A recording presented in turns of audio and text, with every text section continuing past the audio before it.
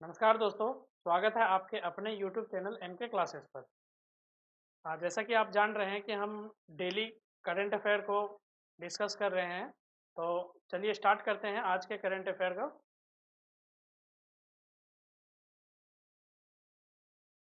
World wild life day 3 मार्च को world wild life day मनाया जाता है। ये बहुत इम्पोर्टेंट है। ये डायरेक्ट क्वेश्चन बन सकता है कि कितने मार्च को वर्ल्ड वाइल्ड लाइफ डे मनाया जाता है। अच्छा, हम लोग थोड़ा जान लें कि वर्ल्ड वाइल्ड लाइफ डे में होता क्या है, यह हो है क्या। तो यूनाइटेड नेशन द्वारा 2013 में ये डे को सेलिब्रेट किया गया था। और इसमें क्या होता है कि वाइल्ड लाइफ कंजर्वेशन मतलब जो वन्य जीव जंतुओं को संरक्षण देने के लिए यहाँ काम करता है। ठीक है। दूसरा क्या करता है, यह it's highlight to promote the protecting wildlife and their natural habitats. वही बात हो गया कि प्रोटेक्ट भी प्रोटेक्ट करता है वहाँ के जीव जंतुओं को और नेचुरल हैबिटेट्स को भी। और क्या करता है कि कनेक्टिंग पीपल एंड प्लैनेट मतलब लोगों को और पृथ्वी को जोड़ने का काम करता है। कैसे जोड़ने का काम करेगा? हम मान लो कि हम सभी वन्य जीवन के जितने भी मान लो महत्वपूर्ण जानवर सब है, आजकल क्या हो रहा है, हत्या कर दे रहे हैं। तो इसका भी प्रमोट करता है exploring digital innovation in wildlife conservation. ठीक है। Wildlife play crucial role in maintaining biodiversity. ये बहुत ही क्रूशियल रोल निभाता है कि बायोडाइवर्सिटी को मेंटेन करने के लिए। इलीगल पोचिंग जो अभी हमने बताया कि बिना मतलब का क्या हत्या कर दिया जाता है जानवरों को, तो उससे भी बचाता है। डिफॉरेस्टेशन मतलब कि जो पेड़ पौधे लोग बिना मतलब का काट देते हैं, उससे भी बचाता है। ताकि उन सब से क्या होता है, ये सब से कि वहाँ के जानवरों को दिक्कत होता है ना। तो this day spreads awareness about conservation efforts. यह दिवस जो है, यह दिवस के माध्यम से हम संरक्षण की दिशा में जागरूकता बढ़ाते हैं। तो चलिए इससे इससे रिलेटेड क्वेश्चन क्या बन सकता है वो देखते हैं। क्वेश्चन है, when is the world wild life day celebrated? तो अभी तो हमने बताया कब सेलिब्रेट किया जाता है, 3 मार्च को। ठीक है। तो चलिए, ये कोई खास इंपॉर्टेंट नहीं था, सिर्फ आपको यहाँ पे क्या करना था, डेट याद रखना था, 3 मार्च।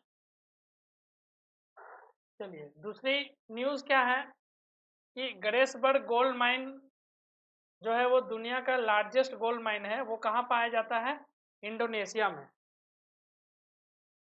इंडोनेशिया में कहाँ पे है ये, थोड़ा जान लें इसका। पपुआ में है। इंडोनेशिया का एक शहर है पपुआ, जहाँ पे ये माइंस पाया जाता है। और ये फेमस है लार्जेस्ट गोल्ड और कॉपर माइन के लिए, तो सोना और तांबे के लिए फेमस है। It is operated by Freeport McMoRan, US based company. US, ये इसको कौन करते हैं? अमेरिकी कंपनी इसका संचालन करती है। It produce approximately 48 tons of the gold annually, मतलब हर साल 48 टन गोल्ड को प्रोड्यूस करते हैं। ठीक है। This mines contribute significantly to global gold production. यह क्या करता है कि खदान में सोना का उत्पादन का बड़ा हिस्सा प्रदान करता है। ठीक है। तो it's play a crucial role in Indonesia. अब यहाँ पे क्या है कि इंडोनेशिया का जो इकोनॉमी में है, इसका बहुत बड़ा असर रहता है कि यहाँ का इंडोनेशिया जो शहर है, जो देश है, उस देश का फुल्ली इकोनॉमी जो है, लार्जेस्ट इकोनॉमी। जैसा कि अभी हम लोग मैप में देख रहे हैं कि इंडोनेशिया जो ये इंडिया है अपना, ये इंडिया है। और इंडिया से इतनी दूरी में है क्या? इंडोनेशिया। तो इंडोनेशिया का जो इकोनॉमी है वो फुल्ली डिपेंडेंट है। किस पे डिपेंडेंट है? गोल्ड पे, वहाँ का गोल्ड माइंस पे डिपेंडेंट है। तो आपका यहाँ सवाल क्या क्या बन सकता है कि दुनिया का सबसे ज़्यादा गोल्ड उत्पादन करने वाला कौन सा देश है? तो आपका आंसर बनेगा इंडोनेशिया। अगर ये पूछ लिया जाए कि इंडोनेशिया में कौन सा शहर है, तो पपुआ शहर में। ठीक है। तो चलिए इससे जुड़ी कुछ क्वेश्चन देखते हैं। Where is the largest gold mine Grasberg mine located? दुनिया की सबसे बड़ी सोने की खान ग्रासबर्ग कहाँ स्थित है? तो इंडोनेशिया में। अच्छा, उस माइन का नाम ग्रासबर्ग है, याद रखना है कि माइंस का जो नाम है वो क्या है, ग्रासबर्ग है। ठीक है, चलिए नेक्स्ट। हाल ही में क्या हुआ, यस बैंक को टॉप रैंक मिला है, किसने दिया है, S&P ग्लोबल सस्टेनेबिलिटी रैंकिंग ने यस बैंक को टॉप पे रखा है। तो क्या है ये, थोड़ा देख लेते हैं। ये एक ग्लोबल रिपोर्ट रैंकिंग है जो कंपनी और बैंक को दिया जाता है, उन सब का एफर्ट के लिए दिया जाता है। ठीक है, क्या एफर्ट लगाता है, इन्वायरमेंटल, सोशल और गवर्नेंस में जो एफर्ट लगाते हैं उसको उसी एफर्ट को देख के वो वहाँ पे वो रैंक प्रोवाइड करते हैं सारी कंपनी। और कौन सी कंपनी को, या ये बैंक और कोई कंपनी का रैंक प्रोवाइड करती है। ठीक है, तो कौन करती है, S&P ग्लोबल सस्टेनेबिलिटी रैंकिंग 2025। अभी बताएं कि यस बैंक को टॉप पोजीशन मिला है इंडियन बैंकिंग के रूप में। इंडिया में जितना बैंक है उसमें से यस बैंक को मिला है। तो आपका ये क्वेश्चन बन सकता है ना, यस बैंक को मिला है top ranking. It encourage a green banking initiative India.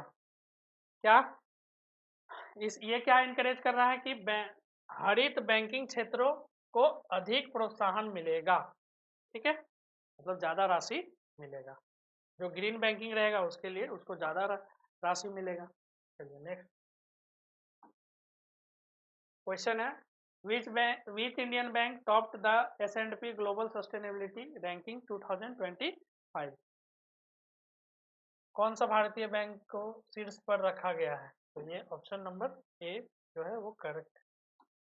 ठीक है, मध्य प्रदेश में हाल ही में क्या हुआ, मध्य प्रदेश में सरकार ने स्वच्छता रील प्रतियोगिता शुरू की है। तो इसका उद्देश्य क्या है कि सोशल मीडिया के जरिए नागरिकों को स्वच्छता के बारे जागरूक करना है। जो भी सिटीजन है उसको स्वच्छता के बारे में जागरूक करना है। Citizen can participate by creating and sharing reels to win rewards. मतलब जो भी नागरिक है वहाँ पार्टिसिपेट कर सकते हैं किसमें, रील्स बनाने के लिए, ताकि वो कुछ रिवार्ड जीत सके। तो ये कौन किए हैं, मध्य प्रदेश के गवर्नमेंट ने किए।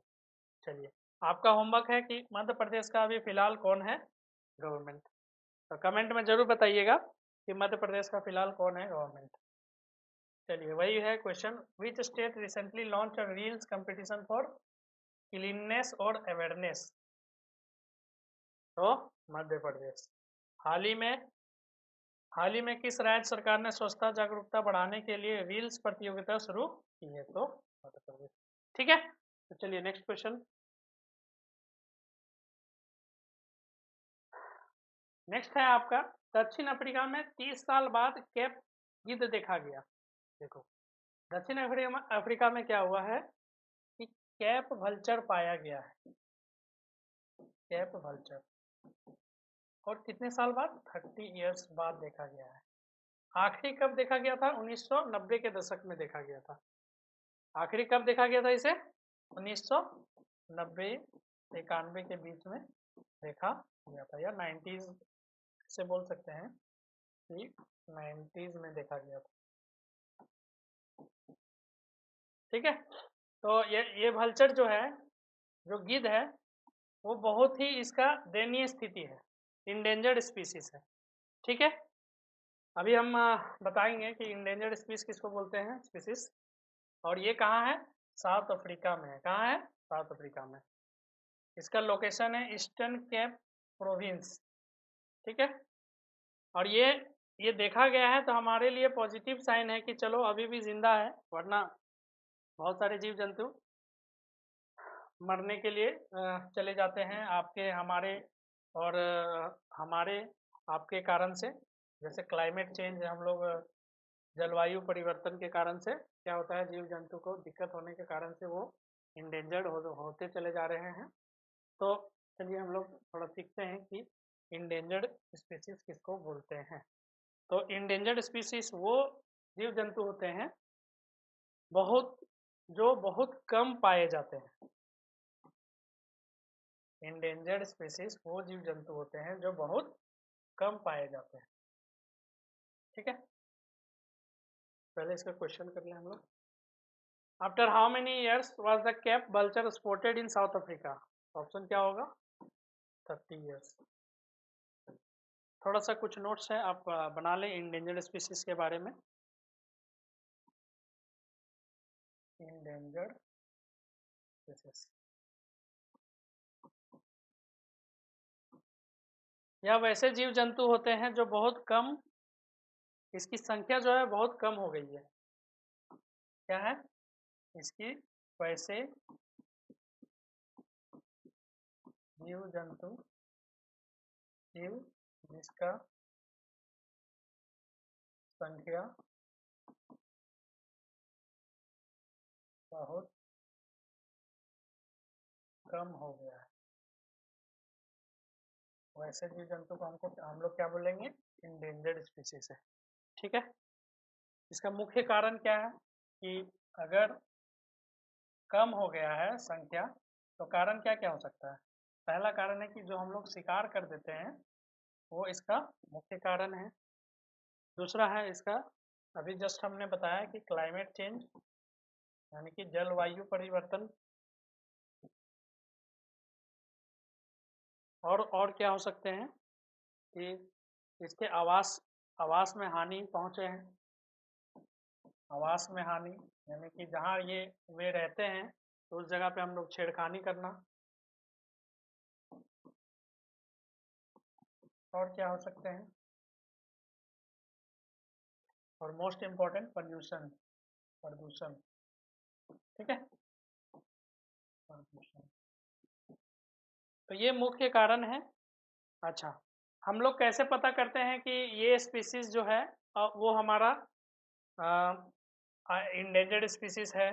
तो हम लोग को पता ऐसे चलता है कि ये जो है हमें IUCN एक संस्था है, वो हमें रिपोर्ट प्रोवाइड करती है रेड लिस्ट का। IUCN एक संस्था है जो रिपोर्ट प्रोवाइड करती है रेड लिस्ट का कि कौन से स्पीसीज किस स्थिति में हैं उसके बारे में बताते हैं। तो IUCN का आपका क्वेश्चन भी बन सकता है कि IUCN का फुल फॉर्म क्या है? International union for conservation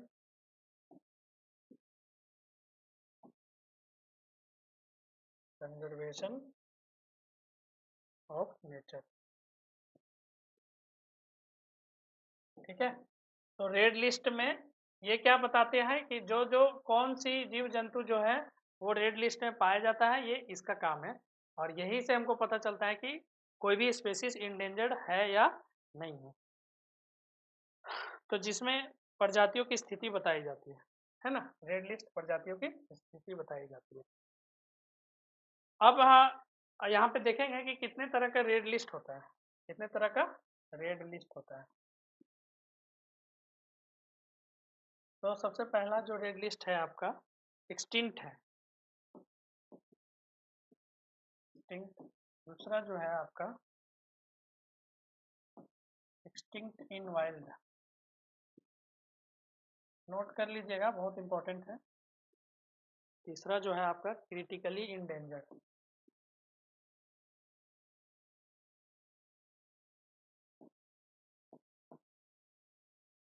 critically.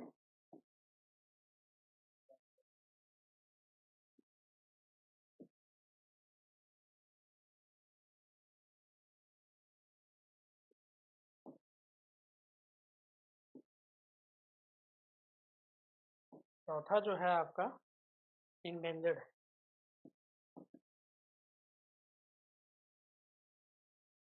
पांचवा जो है वो आपका वल्नरेबल है। और छठा जो है आपका नियर थ्रेटेंड है।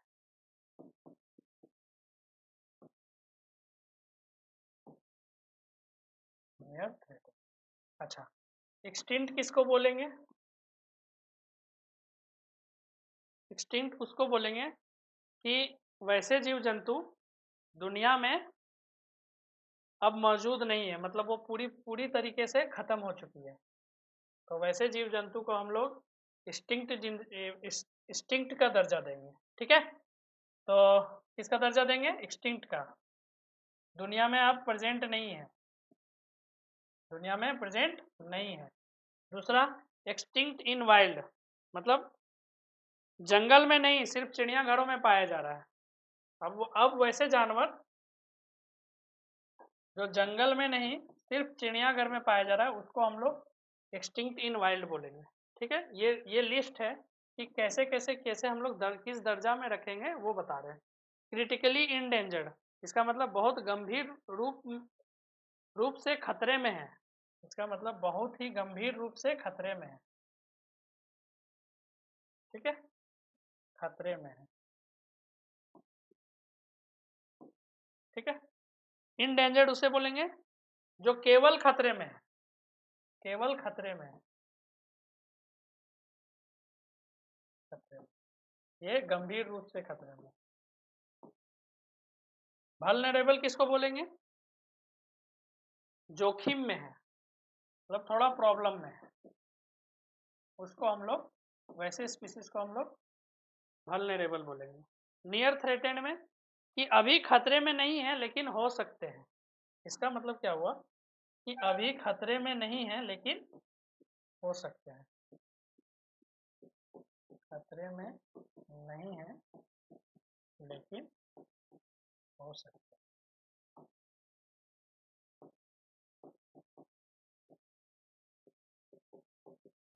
हो सकते हैं, ठीक है। तो एक्सटिंक्ट उसको बोलेंगे जो दुनिया में नहीं है। एक्सटिंक्ट इन वाइल्ड में केवल, इसका मतलब ये हुआ कि केवल वैसे जानवर जो चिड़ियाघर में ही पाए जा रहे हैं।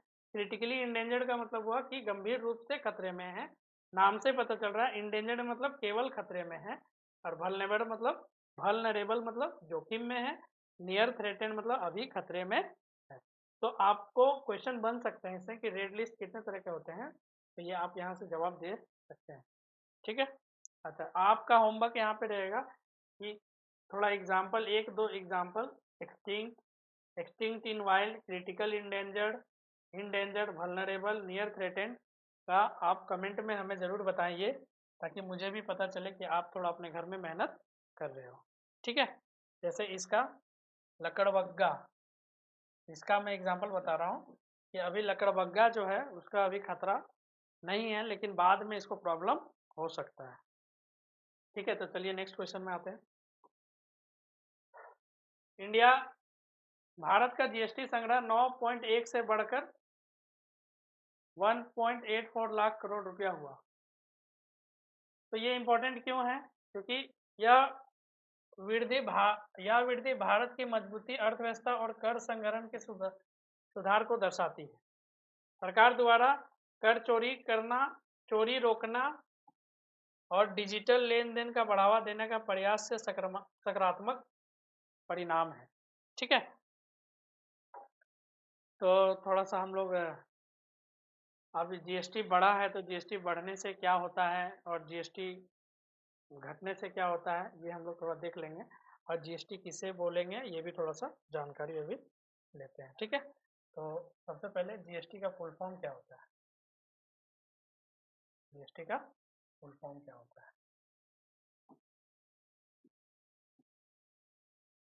Goods and service tax. अच्छा, ये क्या है? एक तरह का टैक्स है जो क्या कर रहा है, वन नेशन वन टैक्स का काम क्या है कि एक राष्ट्र है तो एक ही तरह का टैक्स होना चाहिए। ये कैसा टैक्स है? जीएसटी वन नेशन और वन टैक्स है। पहले क्या होता था कि हम सब हमारे यहाँ मल्टीपल टैक्स होता था, जैसे हर चीज़ के लिए अलग अलग टैक्स लगता था। और अब क्या हो रहा है कि अब हमें जीएसटी, केवल जीएसटी देना पड़ता है, ठीक है। तो जीएसटी जो लागू हुआ था ये 1 जुलाई 2017 को, 1 जुलाई 2017 को। अच्छा, थोड़ा हम लोग पॉलिटी के रूप से इसको हम लोग देख लें कि और भी इसका थोड़ा सा देख लेते हैं ये जो है 101 अमेंडमेंट एक्ट से बनाया गया है। एक्ट 2016 में इसे संशोधित किया गया है। इसमें क्या होता है कि राज्यों द्वारा और केंद्र सरकार द्वारा कानून बनाए जाते हैं। ठीक है, ये हमें क्या अधिकार देता है। ठीक है, तो ये कौन सा आर्टिकल में मुझे मिलेगा, अनुच्छेद 246 में, 246 ए में। ये हमें क्या पावर, किसको पावर देती है, तो सेंट्रल गवर्नमेंट और स्टेट गवर्नमेंट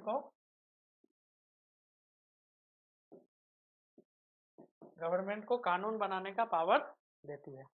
ठीक है, अब यहाँ थोड़ा एक और है कि जीएसटी काउंसिल देख ले।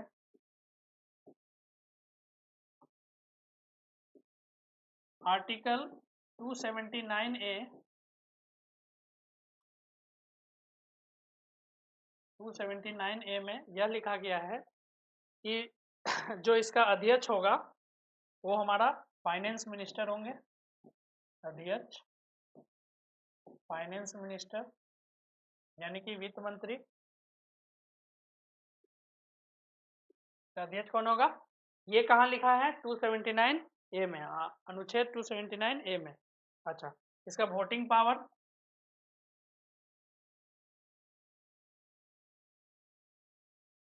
इसका वोटिंग पावर थोड़ा देख लें।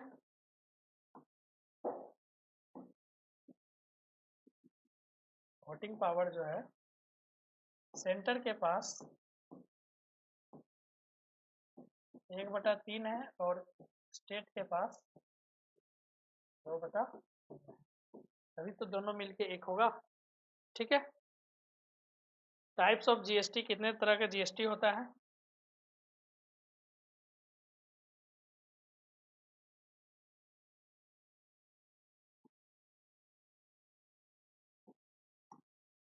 चार तरह का जीएसटी होता है। कितने तरह का जीएसटी होता है, 4 तरह का। पहला हो गया सीजीएसटी, दूसरा हो गया एसजीएसटी, तीसरा हो गया आईजीएसटी और चौथा हो गया अपना यूटीजीएसटी। ये जो होता है ये जीएसटी सेंट्रल गवर्नमेंट लागू करता है। इसको कौन लागू करता है, सेंट्रल गवर्नमेंट। इसको स्टेट गवर्नमेंट लागू करता है और इसको भी सेंट्रल गवर्नमेंट लागू करता है और इसको यूनियन टेरिटरी मतलब केंद्र शासित प्रदेश जो है वो इसको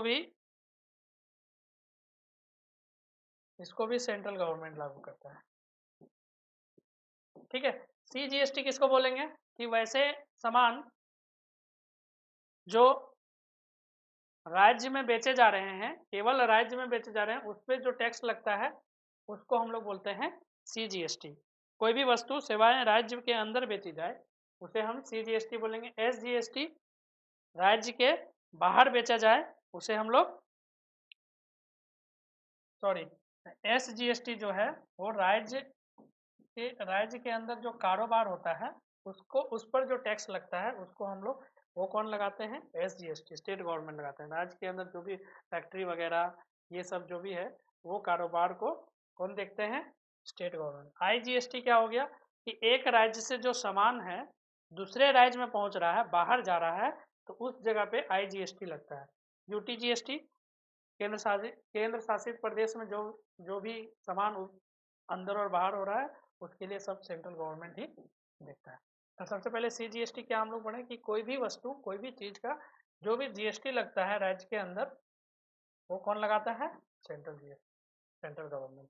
एसजीएसटी क्या हुआ कि राज्य के अंदर जितना कारोबार हो रहा है वो लगा रहे हैं, वो हो गया मेरा एसजीएसटी। ठीक है, तो ये रहा आपका थोड़ा सा जीएसटी के बारे में। चलिए नेक्स्ट हम लोग, इस पे क्वेश्चन है what was the India's GST collection in February 2025। तो वो क्या हो गया 1.84 लाख करोड़, बढ़ के इतना कलेक्शन आया था। ठीक है, चलिए नेक्स्ट। आईएमएफ ने श्रीलंका को $134 मिलियन का ऋण दिया, मतलब लोन दिया। क्यों दिया? क्योंकि श्रीलंका की आर्थिक स्थिति को सुधारने के लिए यह मदद दी गई है। श्रीलंका अभी कर्ज संकट से गुजर रहा है, इसीलिए यह सहायता बहुत महत्वपूर्ण है। श्रीलंका जो है बहुत क्राइसिस से गुजर रहा है, इसीलिए यह क्या है कि बहुत ही इम्पोर्टेंट है कि उन्हें कर्ज मिलना चाहिए। तो थोड़ा सा सीख ले हम लोग कि IMF इसको बोलते हैं। तो IMF जो है अपना इंटरनेशनल मॉनेटरी फंड, क्या है? International monetary fund, monetary.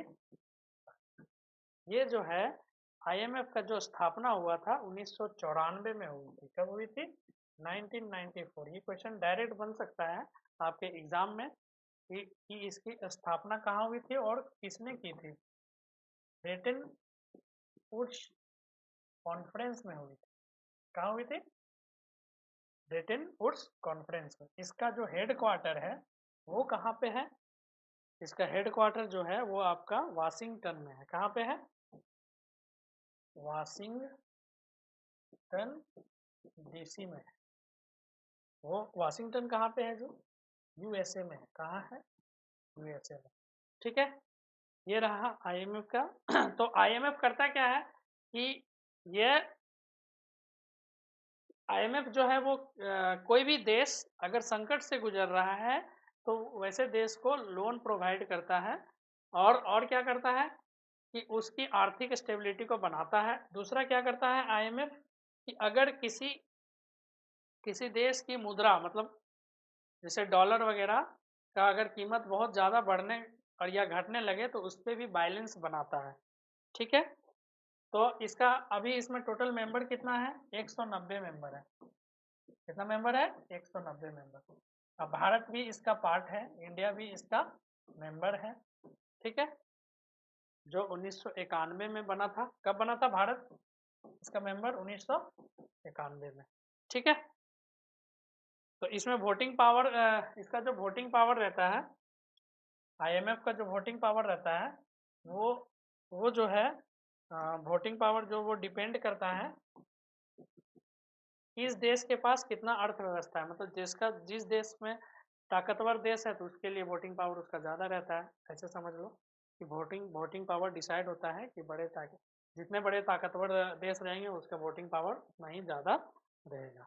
ठीक है, और इसका क्या है कि अगर कोई देश दिवालियापन घोषित हो जाए उस जगह पे भी IMF इसको लोन प्रोवाइड करके स्टेबिलिटी मेंटेन करवाती है। जैसे अभी श्रीलंका का हाल 2022 में दिवालियापन घोषित हो गया था, इसीलिए उसको कितना का लोन दिया है? तो इस बार श्रीलंका को जो मिला है लोन $334 बिलियन का लोन प्रोवाइड हुआ है। तो चलिए क्वेश्चन है, तो आंसर तो आपको सबको पता चल गया है कि which country recently received 334 million loan from the IMF। तो वो है अपना श्रीलंका। ठीक है, और श्रीलंका का मैप हम लोग सब जान रहे हैं कि भारत से नज़दीक में। चलिए थोड़ा सा यहाँ पे देख लें कि इंडियन नेवी और DRDO ने एक टेस्ट किया था जो सफल हो गया है। Missile test, anti ship missile. कैसा मिसाइल है? एंटी शिप मिसाइल, जो सफल हो गया है। बहुत खुशी की बात है, सफल हो गया है। This new missile strengthens India maritime defence capability. यह मिसाइल भारत की समुद्री रक्षा प्रणाली को और मजबूत बनाएगी। ठीक है, it was developed by DRDO और DRDO इसे डेवलप किया है और टेस्ट कौन किया है? Indian navy. तो थोड़ा हम लोग DRDO के बारे में जान लेते हैं कि DRDO होता क्या है। ठीक है, तो let's start DRDO।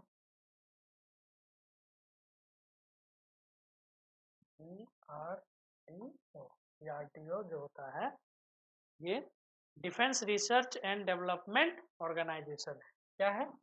Defence research and development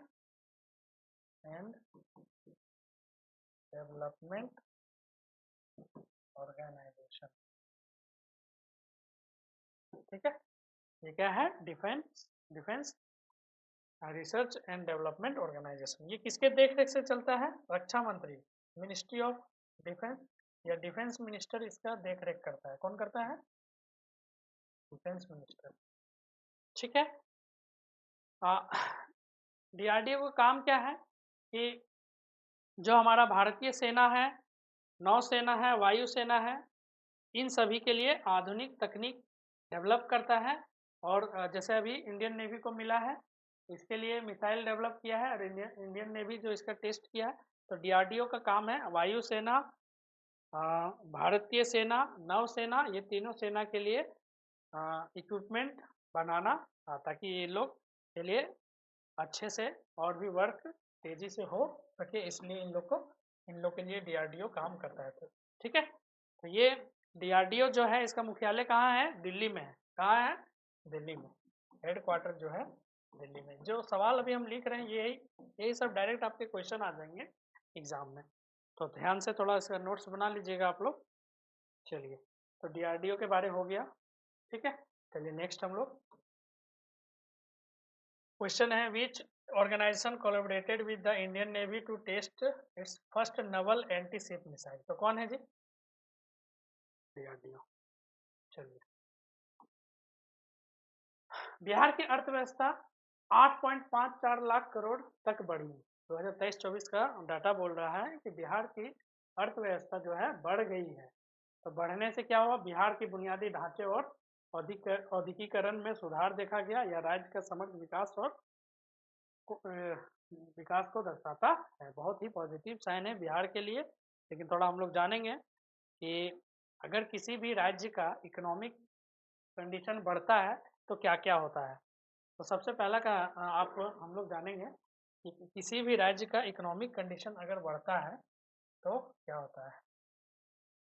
कहीं भी आप अपने भी घर में, आपके घर की इनकम बढ़ जाएगी तो क्या क्या होगा, आप ही बताओ हमें, जरा सोच के देखो। इकोनॉमिक अगर बढ़ता है तो क्या क्या होता है। ठीक है। तो सबसे पहले पर कैपिटा इनकम जो होगा वो बढ़ जाएगा, मतलब लोग वहां पे अधिक कमा सकेंगे। ठीक है। पर कैपिटा इनकम, प्रति व्यक्ति आय, क्या है? प्रति व्यक्ति आय,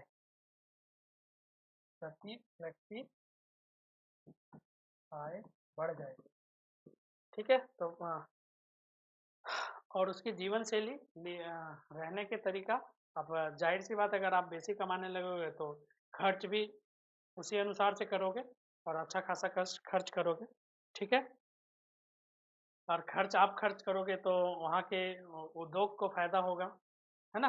वो सब और फलेंगे और वो फलेंगे फूलेंगे, बाजार बाजार में पैसे बढ़ेंगे। ठीक है ना? दूसरा क्या है कि नए नए नए इंडस्ट्री और नौकरियां बढ़ेगी। नए इंडस्ट्री आएंगे, नौकरियां बढ़ेगी। तीसरा क्या है? सरकार का आमदनी बढ़ेगा। कैसे कैसे सरकार की आमदनी बढ़ेगा? आ, आप मान के चलो कि सरकार की आमदनी कैसे बढ़ेगा? आप ज़्यादा कमाइएगा तो टैक्स ज़्यादा भरिएगा तो सरकार की इनकम बढ़ेगा। उससे सरकार क्या करेगा? नया रोड, स्कूल, इंफ्रास्ट्रक्चर बनाएगा, उस ताकि सरकार को भी बेसी पैसा बनेगा। ठीक है ना? और क्या हो सकता है जी? FI मतलब फॉरेन इन्वेस्टर उस जगह पे इन्वेस्ट करने के लिए अपना रुचि दिखाएंगे। तो जब फॉरेन इन्वेस्टर बाहर का पैसा हम लोग के अंदर में आएंगे तो हम लोग का इकोनॉमी ग्रो होगा, है ना? बैंकिंग और फाइनेंशियल क्षेत्र में मजबूत होगा। ठीक है। तो ये सब बातें हैं।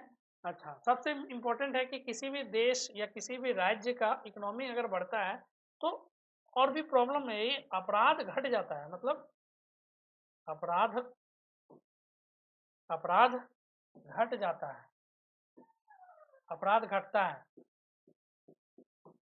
ठीक है। अगर किसी भी देश का इकोनॉमी या राज्य का इकोनॉमी बढ़ता है तो अपराध घटता है, अपराध घटता है। तो ये अगर ऑप्शन में ऐसा कुछ सवाल आए तो हो सकता है।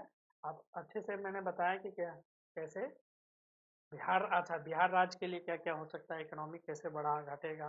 ठीक है। तो चलिए हम लोग इसके सवाल को करते हैं। तो what is the Bihar economy valued at 2024? कितना बढ़ के हो गया था जी? 8.54 लाख करोड़। ठीक है। तो दोस्तों, आज की वीडियो आपको कैसा लगा कमेंट में ज़रूर बताइएगा। तो अगर आशा करता हूँ कि आपको अच्छा लगा हो, और अपने दोस्तों के साथ शेयर करिए, लाइक करिए और चैनल को सब्सक्राइब करिए। हमारा ये डेली करंट अफेयर का कंटेंट हर 2 बजे हमने बोला है, तो वो मैं आपको हर 2 बजे आपको with concept plus MCQ provide कर दूंगा। Thank you.